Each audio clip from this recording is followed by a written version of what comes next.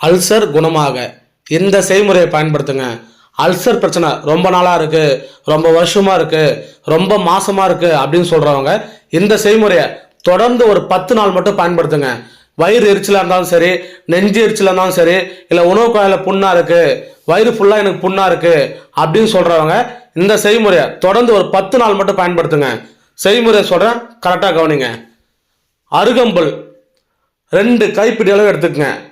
நல்ல தண்ணியில் போட்டு அது நல்லா மண் இல்லாமல் அலசி எடுத்துட்டு மிக்சியில் போட்டு நல்லா மைய அரைச்சி, தேவைன்னா கொஞ்சம் தண்ணி ஊற்றிக்குங்க, போட்டு நல்லா மைய அரைச்சி ஒரு 100 ml வர அளவுக்கு அதை வடிகட்டி அந்த ஜூஸை தினமும் காலையில் தூங்கி எழுந்திரிச்சோடனே ப்ரஷ் பண்ணிவிட்டு வெறும் வயிற்றுல அந்த ஜூஸை குடிச்சிடுங்க.